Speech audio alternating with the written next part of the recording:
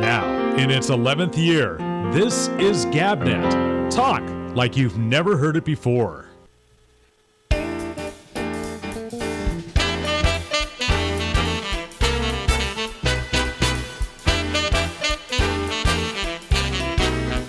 Hey,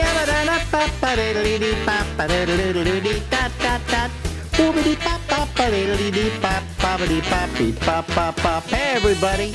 Yeah, this is live from Harlem, New York City. It's the Ramble. And of course, as always, I'm Alex Bennett.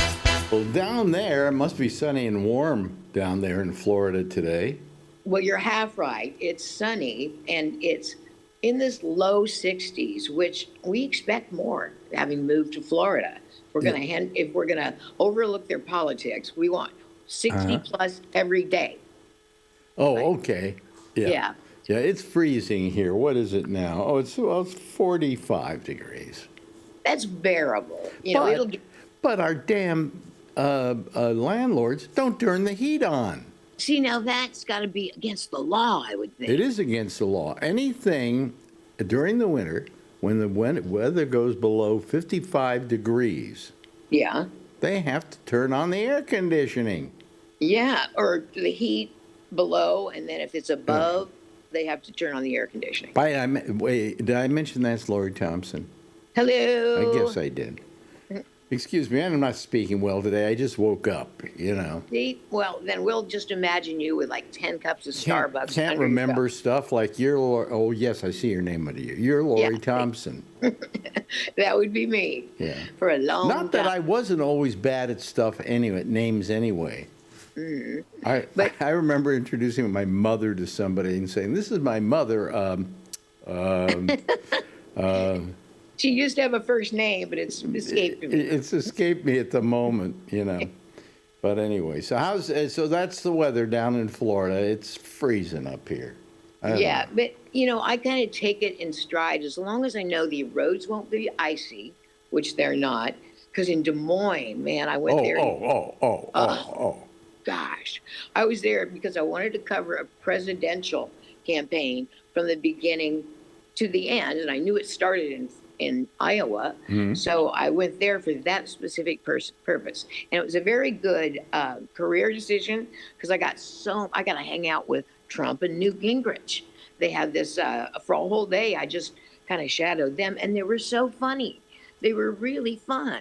And then I was like, what happened to that guy that I hung out with in Des Moines? He became president, and he lost his sense of humor. He lost everything. He's losing his mind right now.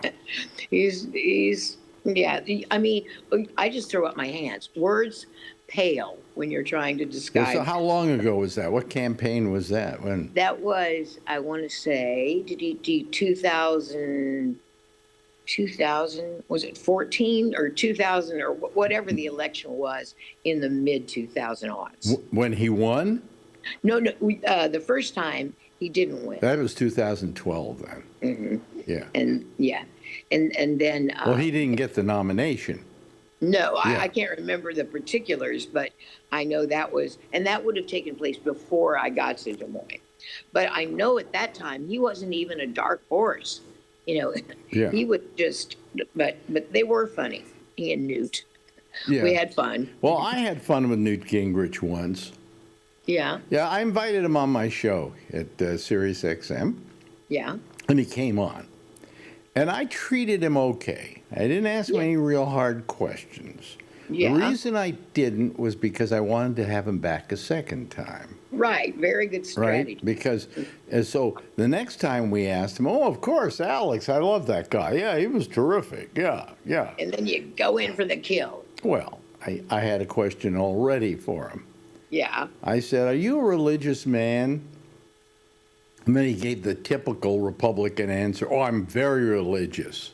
Yeah, or I'm not religious, but I'm very religious. I said, then can I ask you this question? Why do you do all those talk shows on Sunday?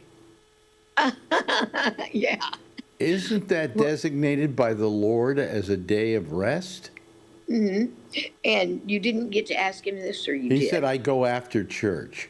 Yeah. I said, they tape Meet the Press 8 o'clock in the morning. You know, I mean, I kept going at him with this, and he got all flustered and everything. Yeah. Because I'm sure they're trained to have a pat answer. Oh, And- yeah. Oh, they always go, yeah, of course I'm religious, you know. I love God. I go to church every Sunday. Then when do you find time to go to all those talk shows? Yeah. Oh, I love God. He's Because on top of it, when you're through going to church, you're supposed to go home and rest. It's a day That's of rest. right. And reflect. And reflect. Yeah. So that was my, and the only other time I met up with Trump was he walked right past me. So that was my, you know. And did you exchange pleasantries? Well, you may remember when it happened. They were doing the show from Vegas. Did you come to Vegas when we did the show from Vegas? And the big tall thing, that tower they had? Yeah. Oh, you're right. We did. I remember They were that. giving Trump a tour. Yeah, exactly, because it was his property, right? No. He didn't own it. No, but, Nope. you know, he knew the people who did. Right. They all hang out together. And so they were showing him the joint, and he walked right past us. We tried to get him into the studio, but we couldn't. So Yeah. Oh, DT. But I remember that. Yeah. And they couldn't. They built a skyscraper with a roller coaster at the top. Yes, it didn't work because it was dangerous. Too windy. Yeah, it was too windy. They never could get that working. That thing, I forget what they call it now, is Stratosphere. It used Stratosphere. To be. Yeah, you're right. See, I forget. I'm old. I'm turning 86 next week. I know, but I can't believe it because you don't seem. I mean, you seem like you're 44, which you were when I met you. Yeah, I'm sure. Anyway, so what I'm saying is that now I forgot what I was going to say. Oh, we were talking about Donald Trump just walked on. In the Stratosphere, and that was a big mistake. The Stratosphere, it really was. Yeah, It was designed by a very mono-minded architect who didn't factor in wind, who didn't factor in climate. Right. He was just interested in making a fancy design. And we were there for the opening of it, basically. That's why we were there. Yeah, because my mom flew in to meet us, and but my mom neither drinks nor gambles. So I had to come up with things for us to do. And we went to a gospel. That's probably sit in your hotel room and watch TV. That's about it. If you don't gamble or drink. Yeah, but I did find things. There were gospel choirs from all over the nation, and they were gathered in Vegas for the finals. So we saw some great choirs. I'm sure. Yeah, and she loved that. And it was one of the pageants, probably the one that Trump had a thing to do with, like Miss America or Miss something, Miss Universe, Miss whatever or it is. Miss Adventure. Yeah. And so on a missed asteroid. Yeah. And we went to that, and she was tickled because, do you remember Rob Weller on Entertainment Tonight? Yeah. Yeah, he was one of those, brunette generic guys that came through. And he did his stand-up for Entertainment Tonight from her chair, from the end of her chair. So she was on national TV, and she thought I was just the queen bee for, and all I did was You had perhaps decided on the correct profession. Yes. Was there any time where your parents questioned your job choice? No, and this is a big step for my mom. You were on a trip, so I was substituting for you, and we had Lenny Clark and Bob Rubin on it. And they knew the mechanics of the show, that when we said hello caller, they weren't necessarily on the air.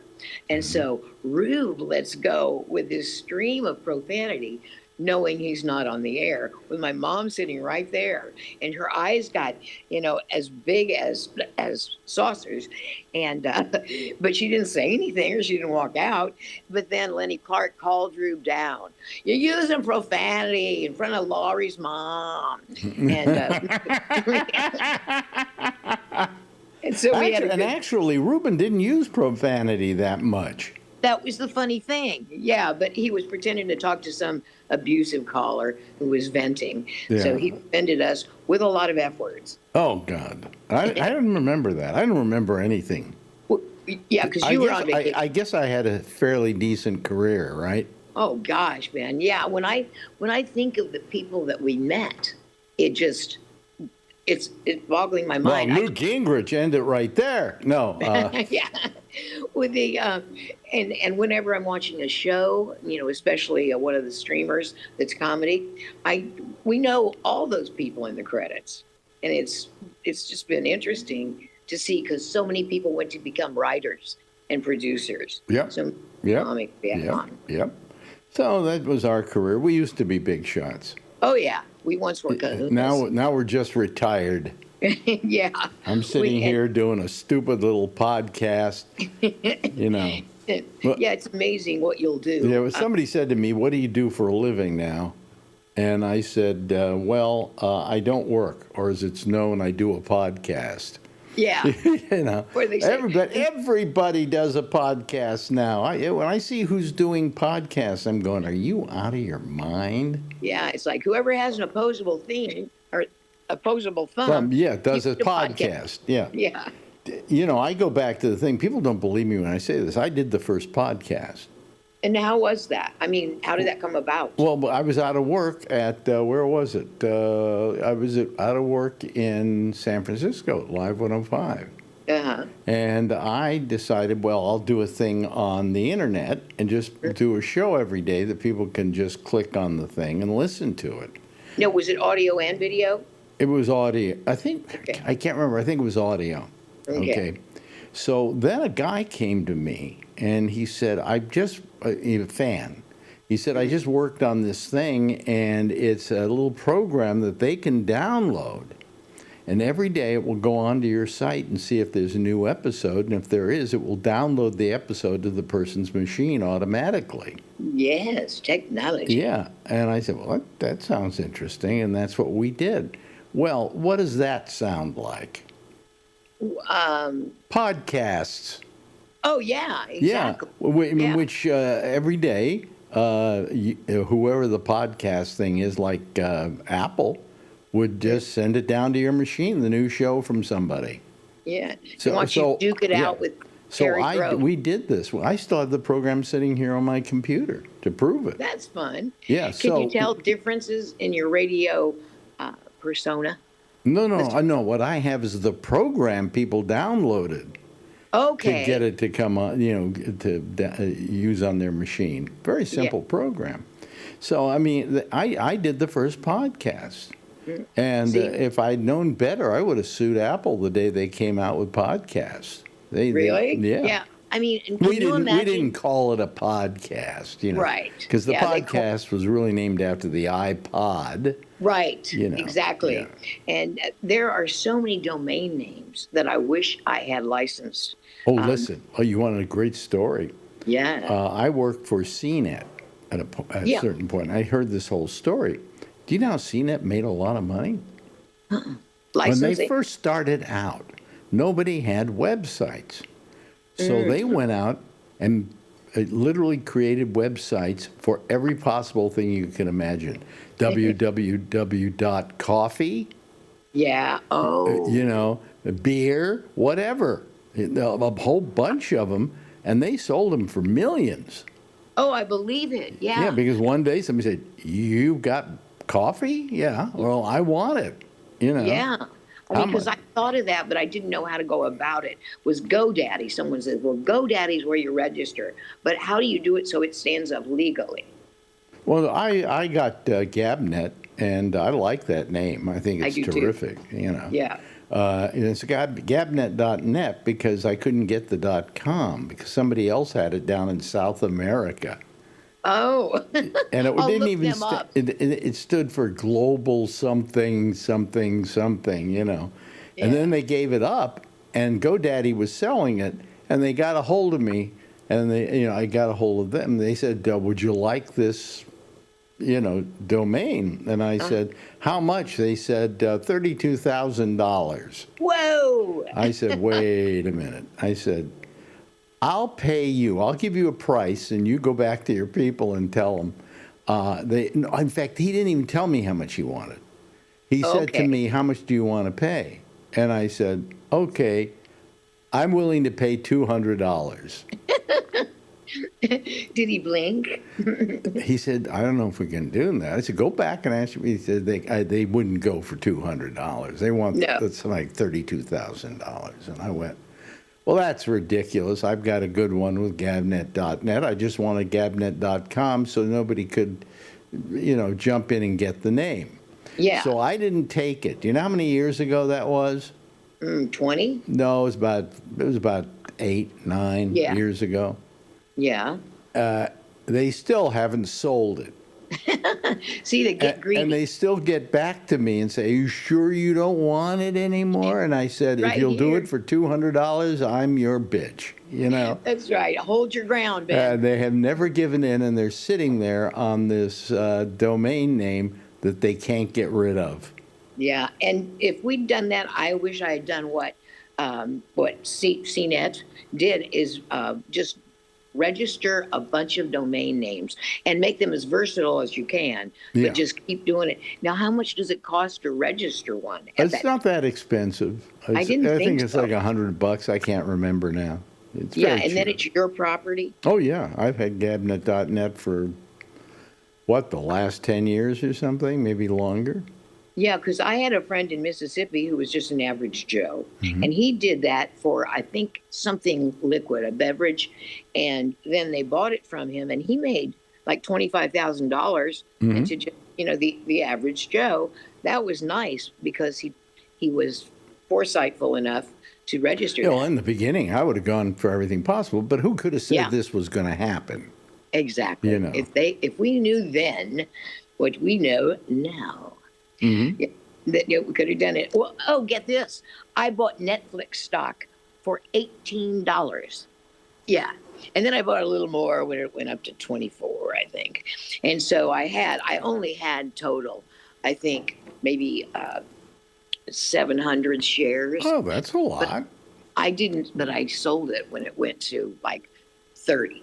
And I got a nice chunk of change then, but nothing like if I'd held on to it. Well, it's it keeps going up and down now, depending on the day and what the news is, and things This like deal that. with Paramount, right? Or they're fighting with Paramount. Yeah. How can I put it? I think Hollywood's really stupid. Everybody's complaining about, we don't want Netflix to get it because Netflix will be, and then they got the movie company with another movie company. Well, to begin with, Netflix is not a movie company. No, it's Netflix is basically an aggregator who then pays for movies to be made so they will have product right. They deliver it. exclusively on their streaming service. They are not as much of a movie producer as they are a facilitator. I mean, people have gone in who, to begin with, do you know how much a person makes if they do a Netflix movie, a top actor? Gail? I looked. No, it's pretty much the same price for everybody. $20 million. Oh my gosh. Now, these guys like Adam Sandler wouldn't make that kind of money from the studio. Okay. So they pay very well. And why Hollywood's complaining, I have no idea. Yeah. Oh, I think it's the whole idea of a monopoly. And then they say, well, then it'll be the number one streaming service, and then they'll have all that Warner Brothers stuff and everything, and they're arguing that that's going to be stifling to the business. What if you sell to Paramount? It's the same thing. Right. It's the same thing. I think. And who do you want them to sell to? Like YouTube? Come on. Yeah. They do what they do so well, and I think Reed Hastings is he the guy that? Not any longer, I don't think. No. I mean, he pioneered it, right? Yeah. One of the ground floor people. Yeah. But I just think that was a brilliant idea. You could keep the movie as long as you wanted. Brilliant. And the way I found out about it, and it would have been in, I don't know, the early 2000s. After you left, I worked with Don Blue for a while. A really good guy. Yeah, good guy. great guy. The kind of radio we had to do for Clear Channel I wasn't enthused about it, but he's a good guy. And we had on the show a guy that worked for this embryonic company out of Silicon Valley and told us the concept you can rent. The DVD comes to your house. There's no due date. And I said, what's the name? And he said, Netflix. And I said, are you a public company? And I think they just become a public company. Yeah. So I went right That's when you bought it. Yeah. Yeah. They got very smart. At one point they said, DVDs are going to go out. So let's start allowing people to subscribe to a service where they can watch all the movies they want to watch. Yeah. And How that was great. brilliant. That was brilliant. And now they have like 300 million subscribers worldwide. Yeah. And, don't blame them for that. They were successful. And don't you want to go with people who are successful? And here's the reason. A lot of people are saying, well, Paramount's offering a lot more money, and they're willing to buy the whole kit and caboodle. They're willing to take CNN and all of that. And all that Netflix wants are the movie companies and the streaming services. Okay? Yeah. So theirs is more focused. And they're willing to pay less for that than Paramount is willing to pay for the whole kit and caboodle. And you'd wonder why the people at Netflix, not Netflix, but at Warner Brothers would go with Netflix, or instead of Paramount. Well, the reason they don't want to go with Paramount, and this isn't made a big deal of, is that Paramount is offering up a lot of money they're getting from Trump's son-in-law, Kushner. And where's his money coming from? Saudi Arabia. Oh, wow. So a large amount of this money they're willing to pay is coming from Saudi Arabian government. And nobody mentions that. Yeah. I know the whole thing sounded so like Trump having some buddies over the White House and hanging around the Oval drinking Guinness and cooking this up. Yeah. Well, they decided, hey, we're going to go with Netflix. But all Netflix has done wrong is they've been successful. Except envy. So it's a lot of Schadenfreude waiting for Netflix to fail. Yeah. I mean, Netflix ruined the movie business, therefore we're against them. Hey, look, they just came up with a better idea of distribution. Exactly. Yeah. In other words, And it captured the movie lovers, because a lot of people, just by virtue of their age or their location, don't get out to movies, where you go to a theater, a cinema. Yeah. And so I thought that they were just right in the right place. And then they decided to make their own shows. Yeah, and Amazon's doing it too. Yeah. Amazon, good content that they're creating. Yeah. Amazon is trying. Yeah, they're trying. They're not quite up to it. But the fact is that and by the way, Amazon, if they were going to buy, they own a movie company already. They own MGM now. Yeah. So you're going to be hard pressed to find someone who doesn't have that established interest. I mean, do you want HBO to sit there losing money year in, year out because you aren't willing to let them sell to who they want to sell to? Yeah, which is crazy to me anyway. But and HBO produces some great documentaries. What Netflix has said is, when we take over HBO, nothing will change. Not one person is going to be fired. That's pretty good if they can. Because they figure that with the movie companies and stuff, they don't have that kind of talent over at Netflix. You mean managerial? Yeah, and so on. So they want it to be successful. So they want to keep everybody. They've sent a thing out. I got one from Netflix saying, we plan to pretty much keep everybody, except where there's extreme duplication with our company, and then we'll have to figure that out. Which is what I think that we are right now, companies like Netflix that actually care about the big picture. It's not just bottom line. Well, I think Netflix, if they're buying Warner Brothers, which includes the whole Warner Brothers output, plus a couple other companies too. They own the old RKO pictures. I love their opening logo. Yeah, and they own all of MGM, which includes The Wizard of Oz and Gone with the Wind and anything else you want to name. If it sings, dances. Yeah, Singing in the Rain, So there is a large amount of stuff there that Netflix could run on Netflix, you know. And the public would love it. Yeah, yeah. So Subscribers would. if for the public, it's better all the way around. Netflix is a good company to do it with. They're not known as a horrible company. Right. You know, they don't. You never hear bad things about Netflix. Yeah. And you don't hear Adam Sandler complaining about getting paid $20 million for every film he sells to them. Yeah, he never says, that sucks.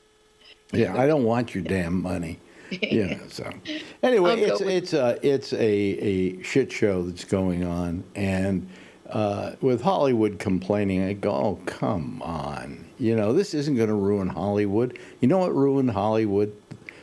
Hollywood ruined Hollywood. Yeah. You know, and the fact that things are changing and the methods of distribution are changing, get used to it. That happens all the time. Right. And there will be another technology that someone who's very observant will observe and say, hey, this is what we're going to do to get that market. But, you know, the thing is, Netflix has just become another method of distribution. Yeah. It isn't in a theater, but so what? I've got a 65-inch screen almost touching my nose in the bedroom, and I've got stereo surround sound and all of that. What do I need to go to a movie theater so I can have somebody kick the back of my seat? It's like streaming in the womb. Yeah. You know, I mean, come on, I'll invite people over to my house and I'll sit there in a chair and they keep kicking the seat and I'll get the theater experience. Yeah, exactly. And we'll pop some corn so you can get the olfactory. I mean, we're going to a theater in a couple of weeks to go see the new Cameron film, Avatar, Fire and Ice.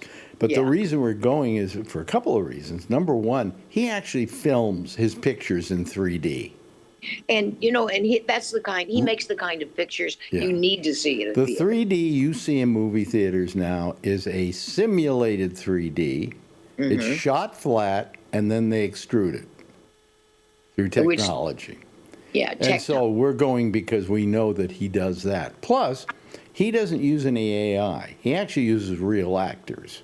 Yeah. And then, if you want to say in a simple way, he implants the costume over them technically. Okay. Okay, but all the facial features, all of that is their acting. So, and he refuses to use AI. He absolutely refuses to use AI. Because there was a movie, I mean, if you want to see a glaring example of movies that weren't directed by James Cameron and show it, The 300, I mean, it uses so much CGI, you can't even pretend it's real. I mean, when you're watching. Yeah. When I was a kid, I became a real fan of 3D. I saw every 3D movie that came out, but they were shot in 3D. They were shot with two cameras, approximating the separation of the eyes, okay? And they were shot, and you know, things like House of Wax and so on were really shot in 3D.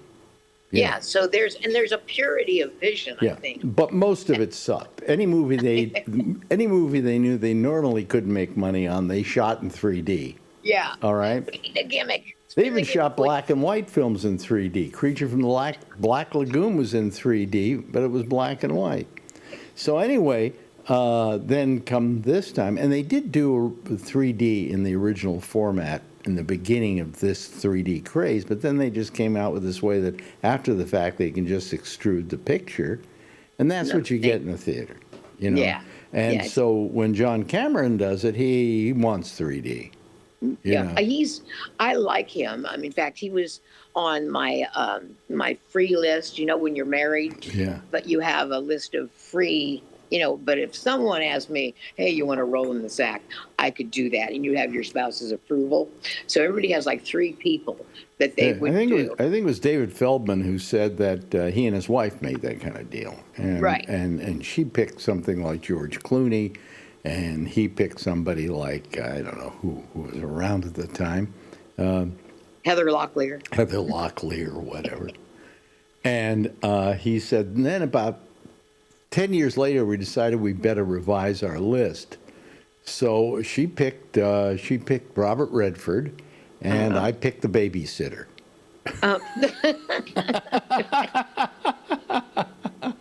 Yeah.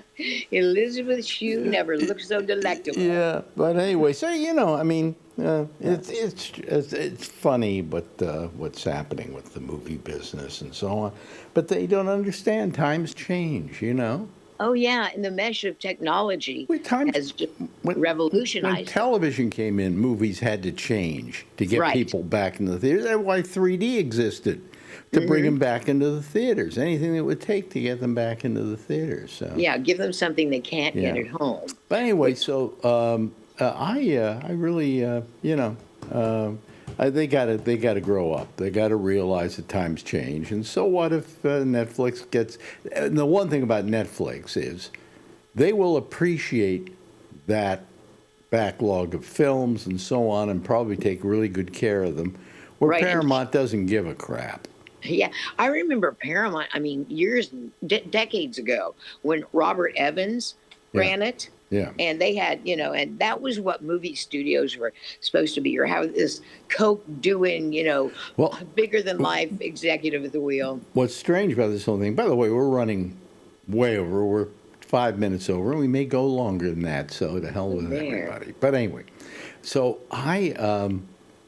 the unusual thing about this is that there was a what they called a decree back in 1948, where all the movie companies, for instance, owned the theaters the movies were shown in, and they had to get rid of them because Yeah. they considered that antitrust.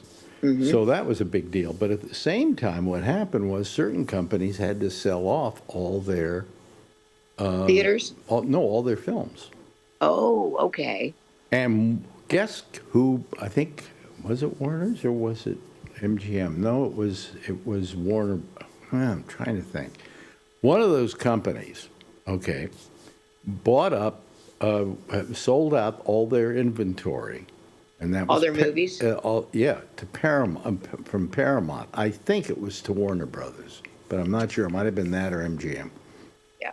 Anyway, those pictures now I think have reverted to other companies, but the fact is that they bought up had a lot of films from Paramount. All the pre-1948 Paramounts were theirs. Yeah. Do you remember too when a movie, it was on TV from the theaters, and it was a huge deal, like when they showed Gone with the Wind for the first time in the 70s on television. On It was television, a yeah. huge deal. Yeah. And then they don't do that so much anymore. Because, I mean, Jay Kelly, the latest film with George Clooney, I don't see it playing at the theaters at all, but I was able to stream it just after I heard the radio interview. By the way, last night we saw maybe the best movie we've seen this year. What? And I don't see it on any of the lists at all. Do you know who Jane Squibb is? I don't. She's how old is she now? She's the 96-year-old actress Yeah. who stars in this film.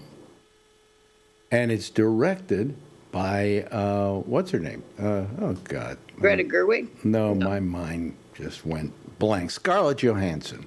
Oh, okay. Directed by Scarlett Johansson. It's called Eleanor the Great.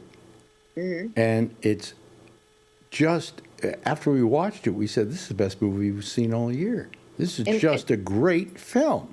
Jane Squibb. Jane What's the Squibb. name again? Eleanor the Great.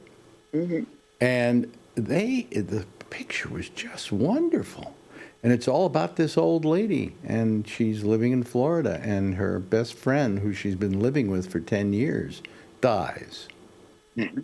And she moves back to New York to be with her granddaughter and her son. And she goes to a synagogue, and they have this group, this support group. But it turns out it's a support group for Holocaust survivors. Oh.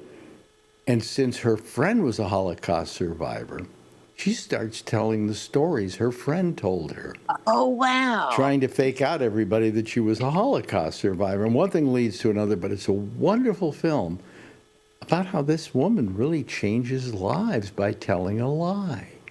Whoa. It's Eleanor it's a great film, great performances. Jane Squibb is a national treasure. And Scarlett Johansson is an incredible director. Yeah, I think she will be very monumental in the things she does. She Yeah. ends up doing. It's called Eleanor the Great. Anyway, I better go. Okay. All You right. know. We'll do it again next week. We will. We'll do it again next week if your husband allows me to. I have to Yes. get his permission all the time, because you are my other wife. That's right. So anyway, ladies and gentlemen, her name is Lori Thompson. Goodbye, Miss Thompson. Goodbye, dear.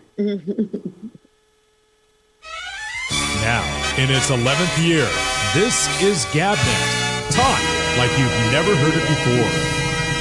And of course, we love seeing Lori Thompson, and we'll see her again next week. And we'll have her as long as we can until she finally goes out on a cruise, which her husband is taking her on. It's going to take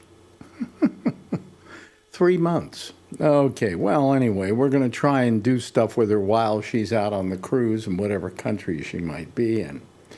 Anyway, we got a whole bunch of people. They're kind of waiting here. They're kind of mad at me because it's 10 minutes past the hour, and we just started to do this thing. So let me just admit them all, and let me see what happens here. Let me do this, and there they are. There's Kevin. He's up in his new home up in Oregon, and getting it all put together, I guess. And there is our good friend Alan, and also there's Charlie. Hey, Charlie, where are you? You look like you're in a different location. Yes, I'm in my bed. Oh, okay. All right. I thought maybe you were back with the girlfriend or something. Oh, heck no. Oh, heck no.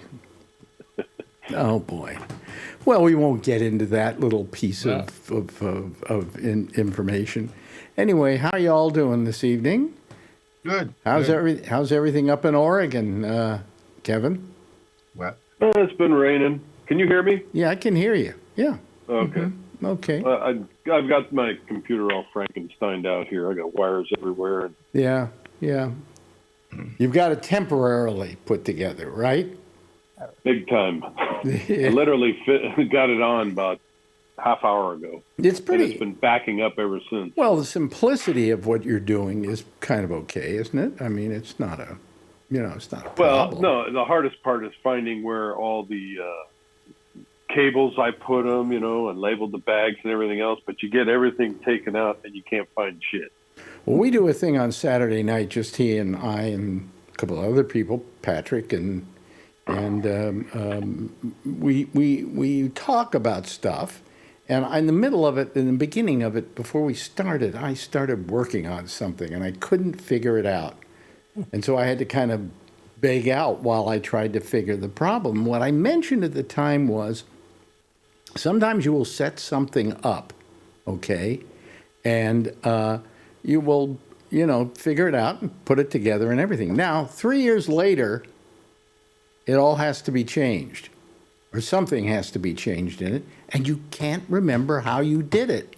Mm-hmm. It's impossible. Yep. Just impossible. So, or you lose the cord to the printer. Yeah, you lose the cord. For 4 days. 4 days I've been looking for it, knowing that it's staring at me.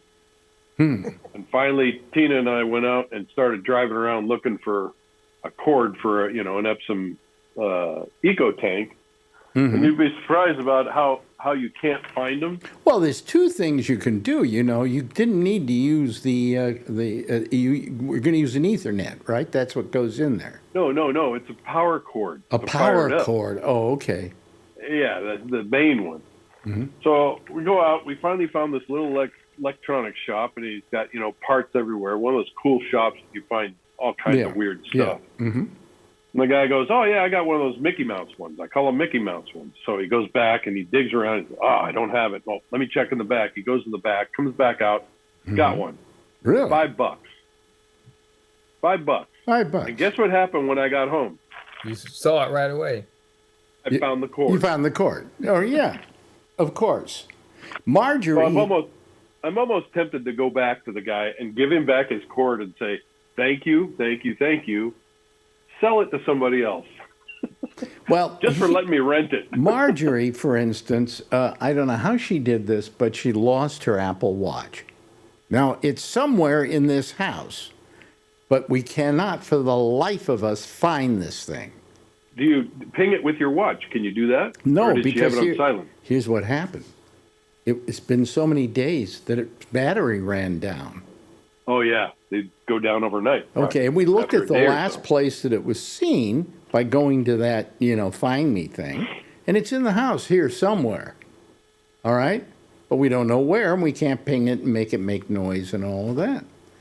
So Yeah, finally I said to lose mine all the Marjorie, time. what the hell, we're just gonna down to the Apple store and buy a new Apple Watch, right? Because we got all this FU money, and we'll just go down and get it, right? But we know the minute we buy that new Apple Watch, what's gonna happen? Yep. We're gonna find the old one. Exactly. So I'm thinking of getting her one of these big ones, or giving her this one and buying the new one for myself, because she always gets my hand-me-down watches. And just do this, but we know that the minute we buy that thing, it's going to be gone. We're going to find it in the house. I never lose this. It's not electronic. It looks like everybody says it looks like a Timex. You're not Marjorie. Oh, sorry. She would lose it. And it doesn't matter if it's electronic. You're still going to lose it. Yeah, I guess. Yeah, it has nothing to do with that. Plus, how much did I guess when I get older, I'll start losing more things. Well, how much did that watch cost you? $500. Oh, well, this one I think cost me about that. This is the Ultra.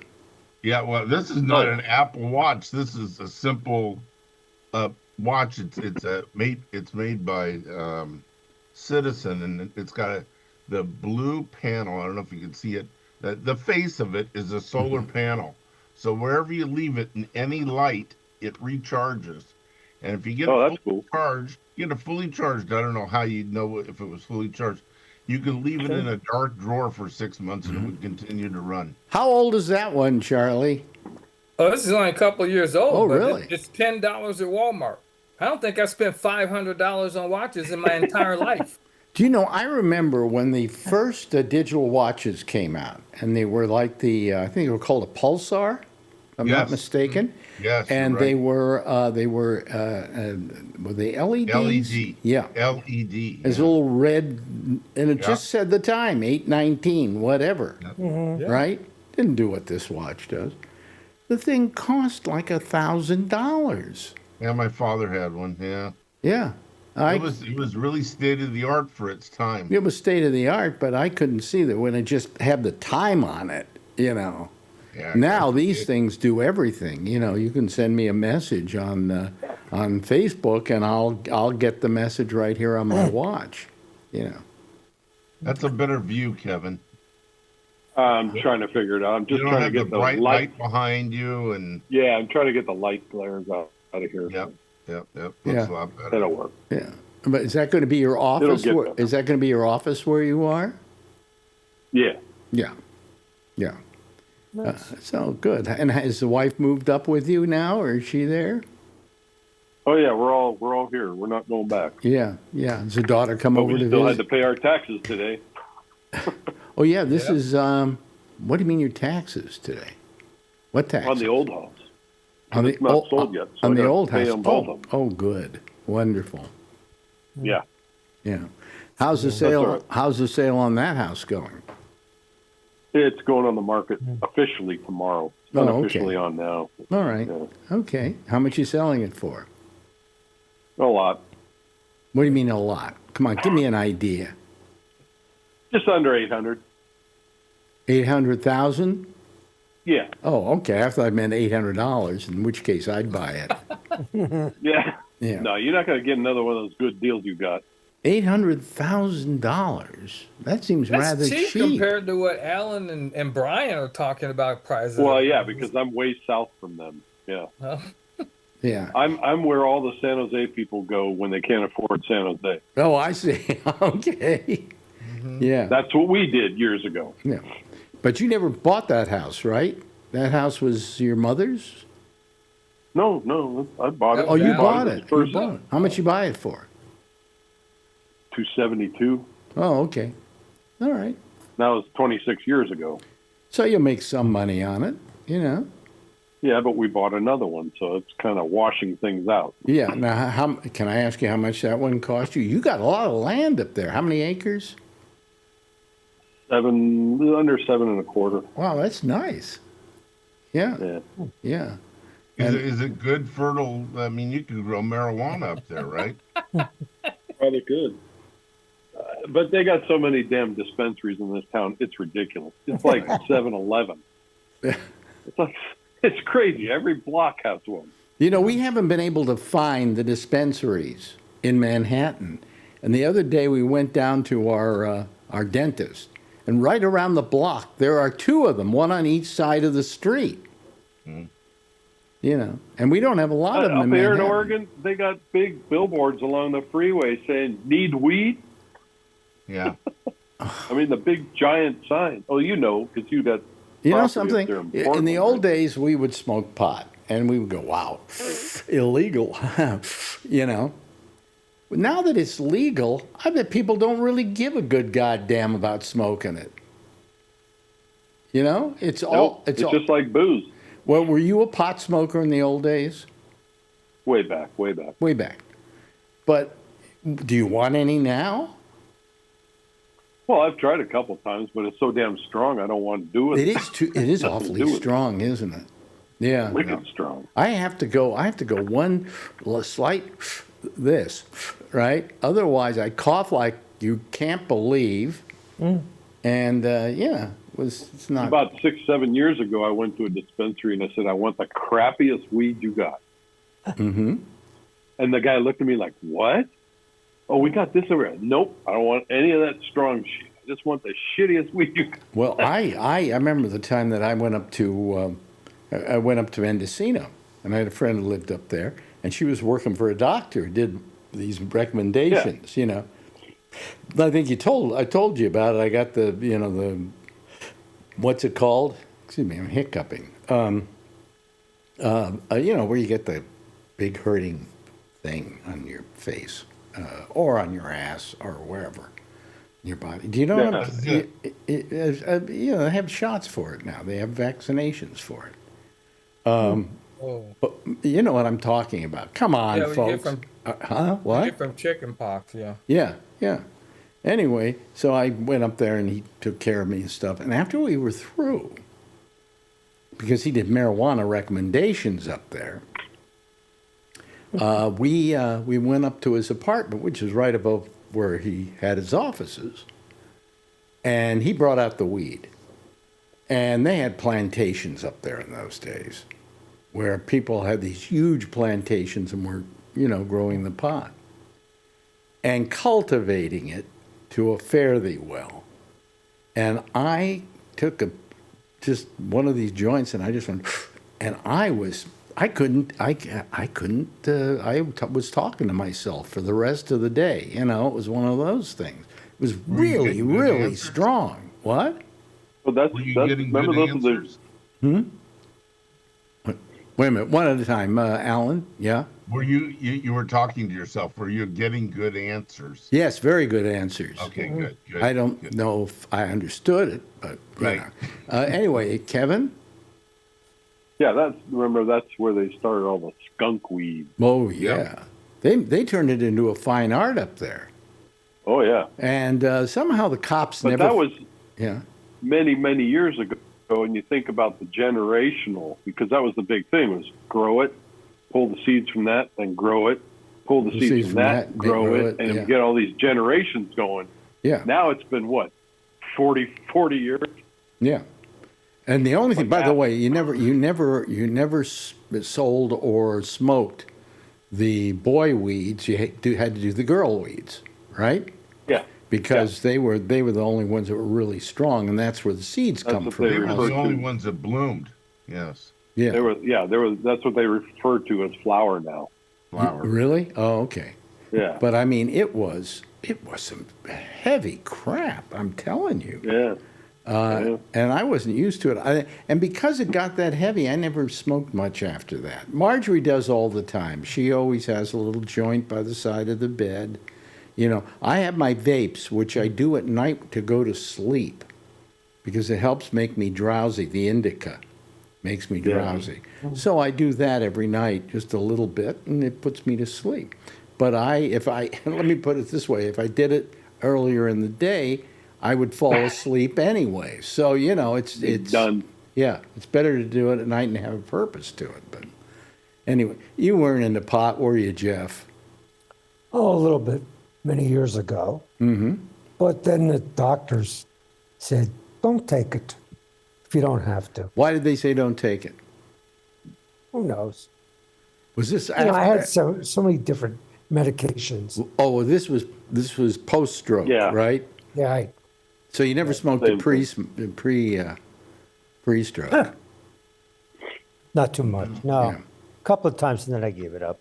Yeah. I smoked it a Pam lot actually in high school. had some in Europe to visit our son, and of course he gave her a whole bunch of pot to smoke with her. Yeah. Because it was so strong, it kind of whipped her out. Yeah. Yeah, you know, I used to smoke it a lot in high school, but I went to a party about 10 years ago, and it was hosted by a guy that grew his own marijuana. So I knew that be careful what you eat around there. And he had little cookies. Well, It was like St. Patrick's Day or some stupid thing. I ate half of one of these cookies, and I'm like, that's a big deal. It tastes a little weird and everything. 2 hours later, I'm sitting in a chair, and the room is spinning, and I can't stop it. Oh wow! You got to be careful with what you eat. You know, these guys are eating it like it's candy and not thinking anything of it. I had no tolerance. It's funny. We were going downtown to get something on Black Friday. And there's this big crowd around this building. I go, what the hell's going on there? And I look over, and it's a dispensary, and they got, $2 ounces or something. And everybody's in line all the way down the street waiting for the Black Friday special. This is up there where you're at now? Yeah. yeah. Well, Connecticut has the strangest rules. You're not allowed to produce pot in Connecticut, and you can't buy it in Connecticut. However, you can buy them in Massachusetts, And bring it over to Connecticut. and you Crossing go state across lines. the line. You would think that Connecticut's a little stupid that way because all the states that have made it legal and started selling it have made good tax money, you know? Yeah. Hey, what can I tell you? Well, the thing in California, the problem that they're having is that they taxed it too much. And these guys are trying to make money off it, and they can't. So they're going under. Yeah. And that's what's going on in California. And especially where I was living down there, they were trying to get, just grow hemp for clothing and stuff like that. And they tax the crap out of that.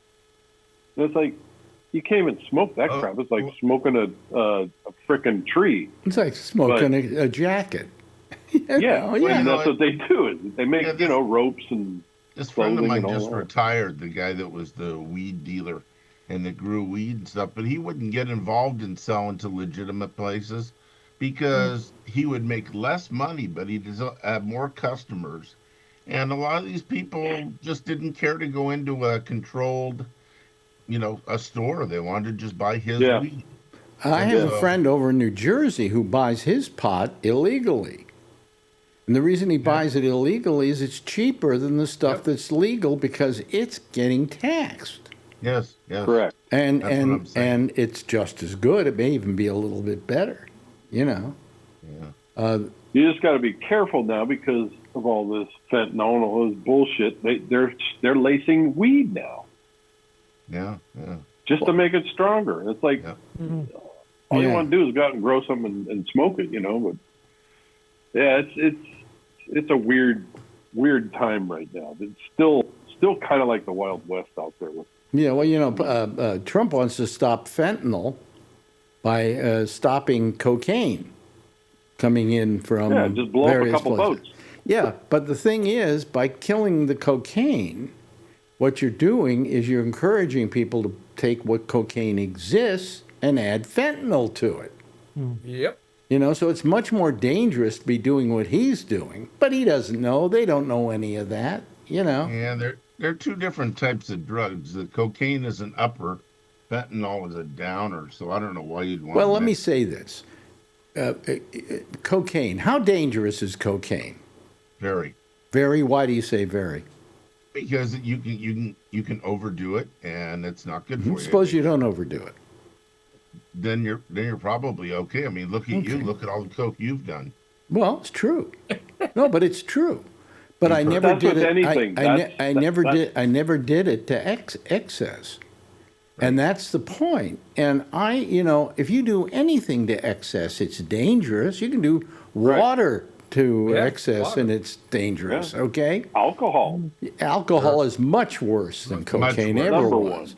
So But it's not bad if you don't abuse it, just like anything yeah, else. if you just do it a little bit, maybe do a couple of lines a day or something like that, because you want to pick me up. Or have a cocktail one night. I've never same known thing. anybody that's been, that's had a problem. The only time they have a problem is when they get just horribly addicted and go crazy about it, and they spend a lot of money on it. And if they got the money, it's like Robin Williams once said, "Coke is God's way of telling you you're making too much money." Exactly. So I mean, but I don't see Coke as the most dangerous drug. I think the most dangerous drug is alcohol. Alcohol. I have no doubt about it. I had my best friend died from alcohol. Yep. And alcohol is the worst there is. And it's legal everywhere. Yep. And it's legal everywhere. Yeah. Yep. And pot, is that more dangerous than alcohol? No. Is Coke more dangerous than alcohol? No. Not unless you use it like you would use alcohol in the excessive way. Yeah, with fentanyl though, fentanyl's a different thing altogether. I'm not sure why it became so popular. It became popular with heroin addicts because you got to get a big chunk of heroin to last you a week. Fentanyl, you only need like 3 or 4 milligrams, and it keeps you high for the week. And Correct. it's so much stronger. It's like 100 times to begin with, heroin is not as dangerous as alcohol. Believe it or not. probably. I've read on how you do- I've it read depends on how books. you get I've read the books on heroin, and there was one book I read called The Heroin Myth, and the myth was that that you could die from it and a whole bunch of things, and the thing was that the heroin used moderately, used as a what they used to call them weekend addicts. It gets you high, but if you don't use it, I think it was they said you have to use it for 6 straight weeks before you get addicted to it. And the reason you get addicted to it is because your body needs a thing called endorphins, like when you hurt yourself and all of a sudden you ever fall down and all of a sudden your leg goes numb. That's, endorphins kicking in. Well, if you're a heroin user and you become a constant user, you lose your ability to create its own, what do you call it? Heroin in a pill form. What is that? Wow. Norco. It's a like Viking. Yeah, but what I'm saying is that you're not going to. Where was I going with that? I forget now. Have some more weed, Alex. It must be the coke or Just the the- weed. Yeah. You were just talking about the abuse, and Right, continuing abuse. Yeah. Well, if you abuse it, it's going to be a problem. But anything you abuse becomes a problem. But Right. what happens is it turns off your ability to make endorphins, and so therefore, what you're desiring is the endorphin. Do you know why people run really fast? It's called a runner's high. Running high. And what it is your body, in order to take care of itself, because it's feeling great pain from running too hard, creates endorphins, and you get this runner's high. It's no different than a heroin high. It's the same thing. That's why people are addicted to running. I know a lot of people listening to me right now are runners going, no, I run because it's healthy. No, you run for the high. I'm sorry. It's got to, because I don't want the high and I don't run. That's right. I don't either. You know, it's the one drug I've At never our tried. age, that would be dangerous. That's the one drug I've never tried is, what was that? Was heroin. And I never tried it because I didn't like the idea of what it would do to me, which is just make me really dumb and tired and, you know, kind So it of. depends on how you do heroin. A lot of people do it on the street and shoot it up and get infections and die. Well, that's the other thing, too. If you smoke that's the heroin, side I of would heroin imagine. that's a problem. Yeah, yeah.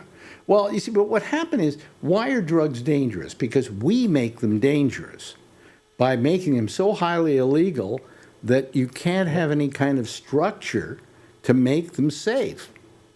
So you go have guys going out and they're shooting themselves up with needles, and AIDS happen because of that, and a lot of other things. You know, you get infections in wherever you're shooting up. Oh, yeah. Terrible, Yep. terrible. Yep. And I don't like the way people are when they're high on heroin. They're obnoxious.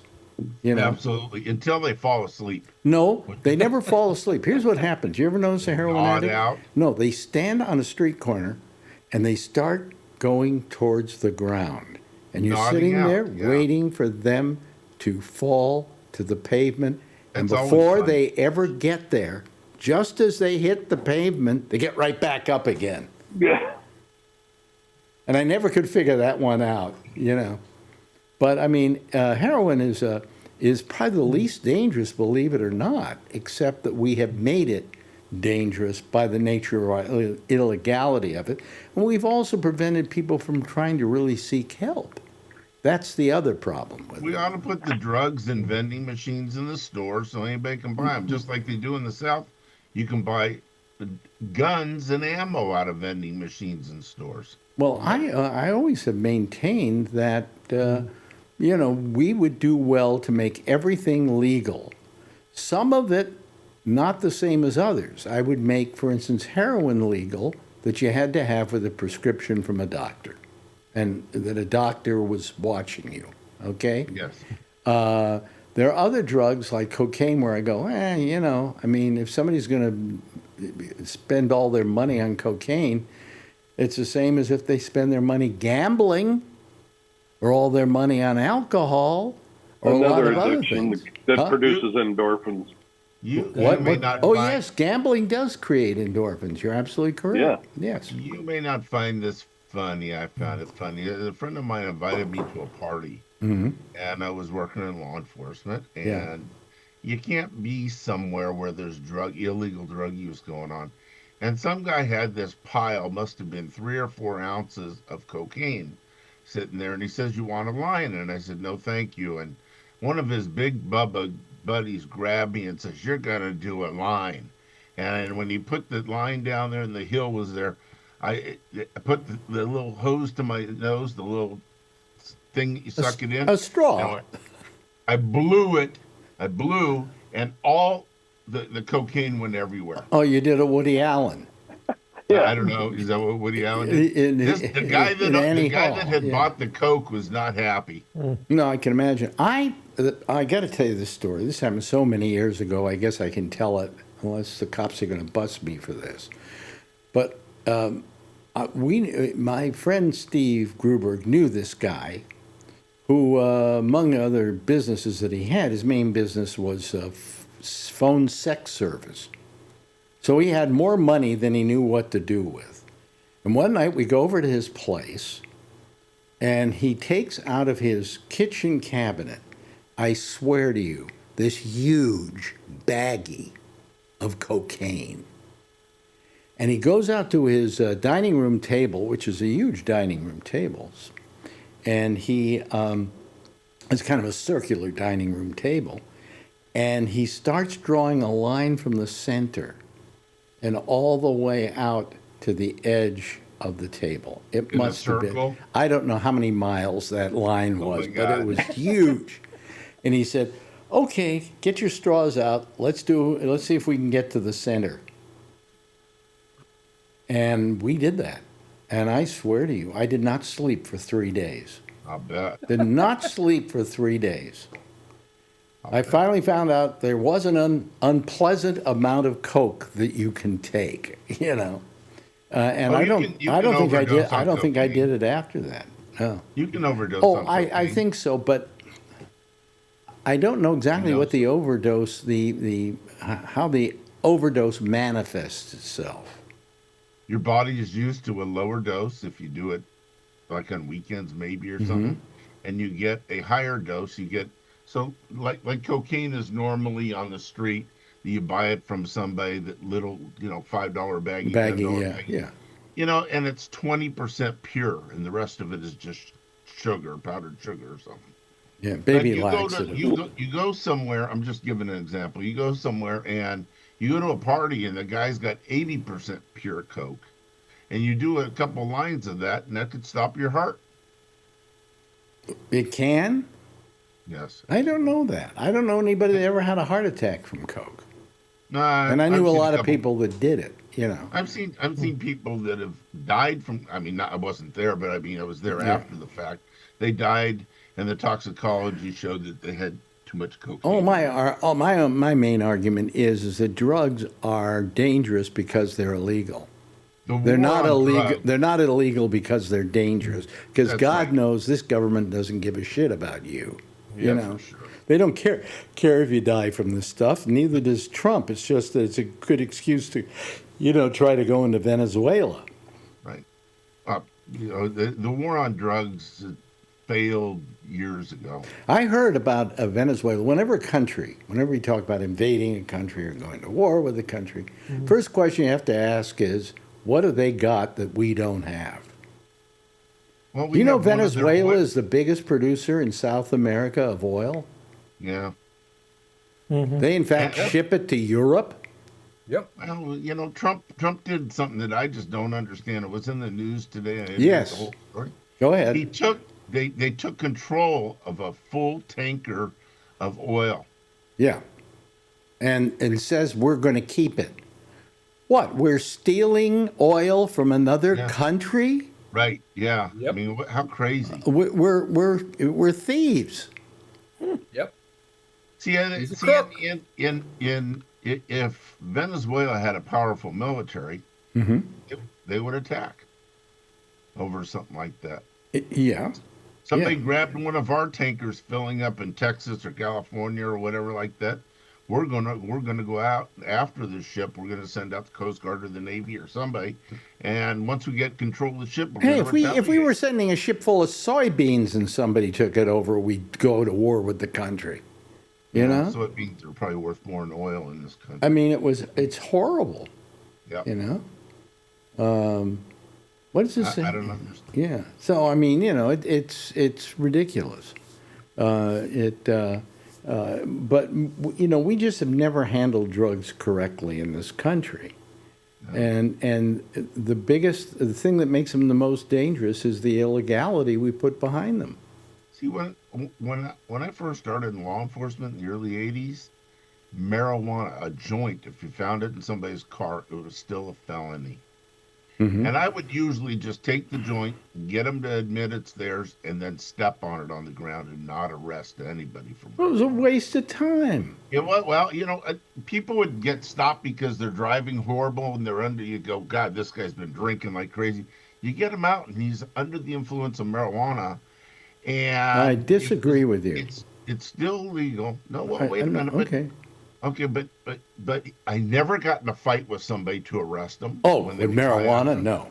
No. For marijuana, no. They're like, give me the cuffs, I'll put them on myself, type Well, thing. here is the But interesting. alcohol's yeah. a different story. But here's the interesting thing about marijuana. Marijuana is one of the few drugs that you can compensate for if you have to. In other words, if you're driving, please, people, don't take this for gospel here, but I'm just saying that technically, if you have to suddenly drive home, you can actually kind of sober yourself up. It's a drug you can compensate for. It's the only one, by the way. If we just treated drugs in a rational fashion and treated some drugs as a medical problem, all drugs as a medical problem, Yep. and deal with them that way and not make people pariahs because they do them. Look what they're starting to do with psilocybin and that sort of thing. They're starting Yes. to use that in clinics for mental stuff. Well, they use fentanyl in surgery all the time. Yeah. And anesthesiologists, they use it instead of the drug they used on you for a colonoscopy or whatever to put you. Well, that was the stuff that sedation. killed Michael Jackson. Right. The propofol or something like that. Propofol, Yeah, but they use. I've had 2 colonoscopies in my life, and both times I was injected with fentanyl. The doctor knows how much to put in you based on your size. Well, yeah, but the thing that I'm saying is that rather than deal with these as a medical problem, we've dealt with it as a criminal problem, and that made no sense at all. That's Except why that I say that the war on drugs has failed. well, the war on drugs always would fail, and it could succeed if you had a war on drugs by just saying, look, let's help these people. Let's deal with it as a medical problem and solve it that way. But we don't, and so consequently, also because let's face it, how much an industry is out there surrounding drug interdiction?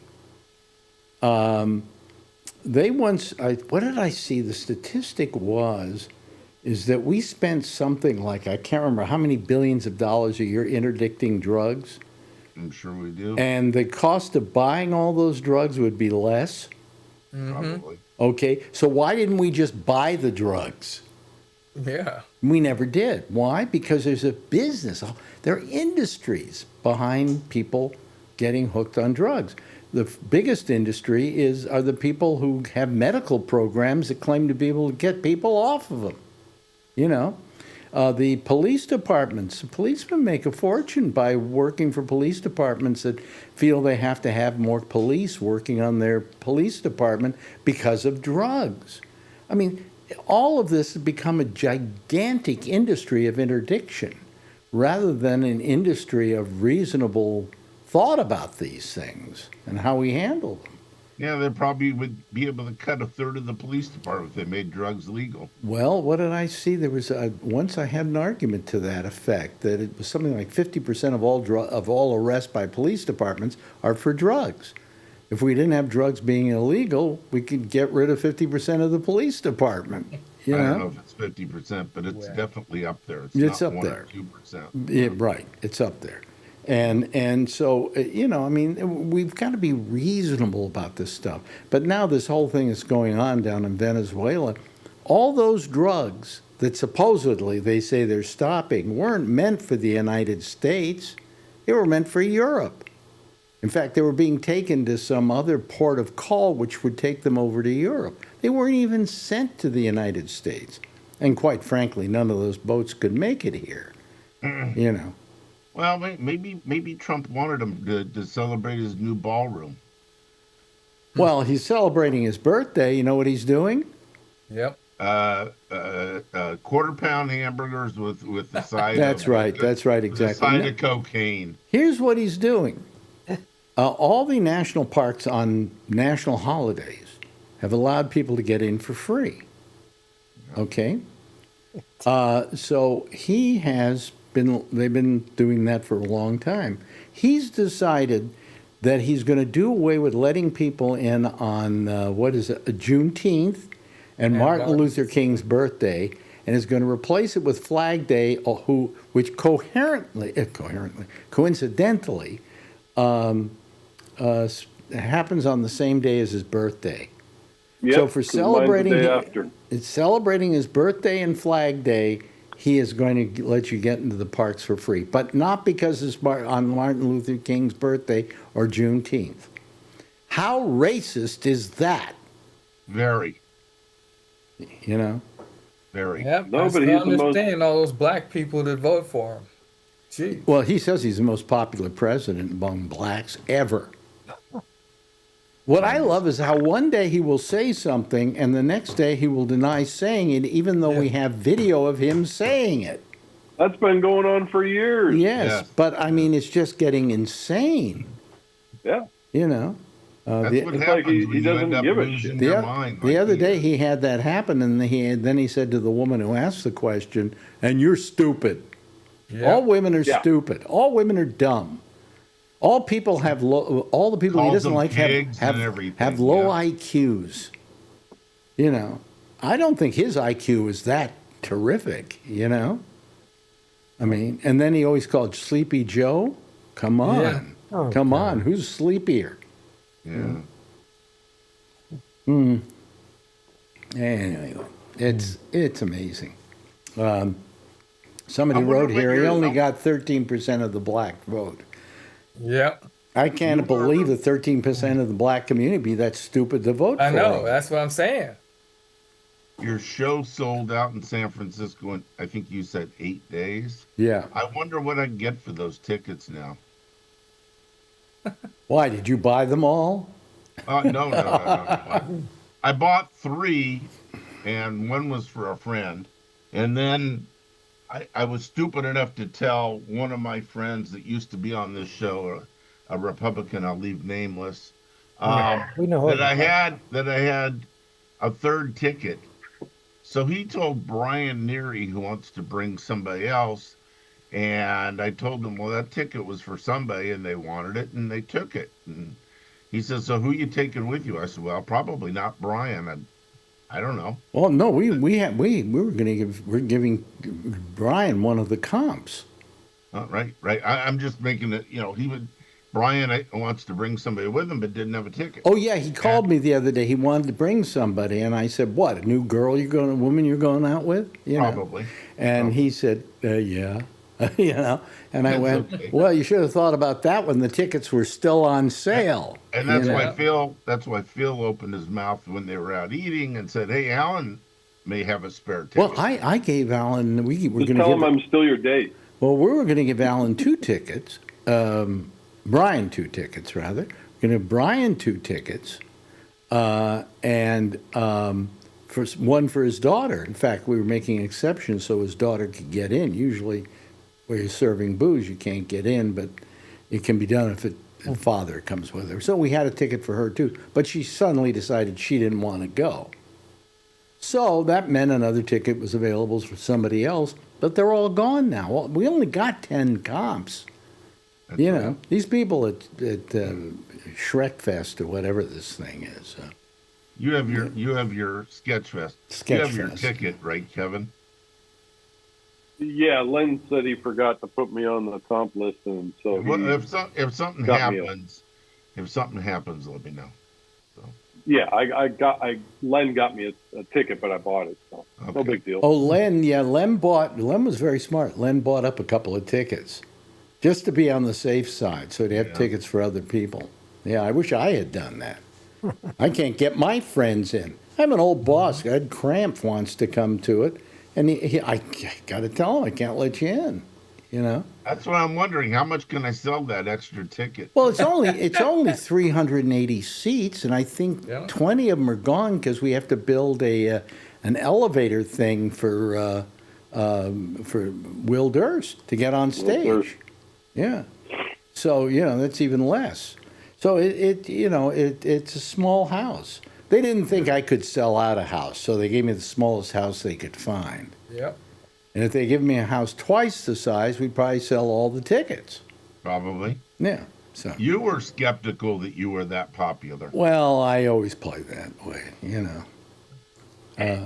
No, well, I felt we probably could sell that out. So I used to sell out the Frost Amphitheater, 9,000 seats. Okay, Yeah. so if I can't sell out 380 seats, well, here's the thing though: how many people remember me? When you come see that show. When I used to do a show, I used to have an audience made up of 20-year-olds, 30-year-olds. How old do you think those people are now? How old do you think the people in that audience are going to be? Yeah, it's a In bunch their of old 60s farts going and together. 70s. 60. Huh? Yeah, a whole bunch of old farts. I Absolutely. mean, Absolutely. I used to listen to you in the KMEL and KITS all the time every day. Mm-hmm. And I'm 68. So how long ago was that? I was into my 20s. Right. Yeah. Right. So, 30. I left San Francisco. I left Live 105 27 years ago. Okay, I was still there for another couple of years at CNET and things like that, but the main thing was 27 years ago, and how old are those people now? So I've run into a few of them. I ran into during the elections. I was talking to a guy, and he was the bass player for Emerson, Lake and Palmer, and he said, "Alex Bennett, he's still there." he's He's still alive. well, it's the still old, alive? yeah, it's the old thing. Yeah, he knew about you too, and he was about my age. Yeah. So it's we're all up there, but Yeah. whatever. I used to have it here, but I don't have it here. Where did I guess I didn't bring it over. Alex Bennett is still alive, Yeah. Yeah. Yeah. So No, I used to want to go to those breakfasts with Bennett's and all that time, but I was always working because we had the radio on in the warehouse while we were loading trucks yeah. at 6 a.m. to 9 a.m. I got to tell you, listening to it on the radio was just as good. Yeah, it was. It was just as What? good. We didn't do any different show for the people listening than the people who were there. Right. So the only thing is, you got to see some people that you wouldn't normally see. Right. But I didn't know if we could fill that house, but I figured we would. But I figured if I said here, oh, we're going to sell it in a second, nobody would buy tickets. Right. So. It took a little while to get it spread around that you were going to. Oh, if I had to sell that many tickets in the old days, doing a radio program and plugging it, I would have sold those things in about 2 hours. Yeah. Yeah. Maybe less. I had one show I did that I think had something like 1,000 seats or something, and it sold out in less than a day. That I know. So I think we did a thing called Bob. What? You used to be somebody popular, I guess. Yeah, I used to be a big shot. Used to be a big shot. No, but I used to have this, we did this thing with Bob Goldthwait called Bobcat Goes to Hollywood. Tickets sold out literally in 2 hours. And that was in a huge place. He was nuts. It was He the was Circle. nuts It was during the those shows. Circle Star Theater. We did it at. Yep. So I saw Barry Manilow at the Circle Star. I saw BB I don't know King. whether you'd want to admit that you saw Barry Manilow at the Circle Star or me. Yeah, because my wife said she saw him there too. Yeah. Barry Manilow, yeah. Yeah. Mary Banilow. Mary Benilow. Mary Manilow. But anyway, He's still alive, still doing concerts. Yeah, he's still Still doing stretching them. his face. Yeah, I remember I used to see him at the, they used to have a thing here called the Continental Baths in the hotel here. And later on it became, what do you call it? What was the sex place? But anyway, it used to be the male homosexual bathhouse. And on Saturday nights, they let heteros and straight people in to see the show because Bette Midler was the act there. And her accompanist was Barry Manilow. Oh, Barry was gay or is gay. Well, he was happy to be there. Let me put it that way. It was like a great night for him out, But it was what was the name of the gay bathhouse? Oh, I forget the name of it now.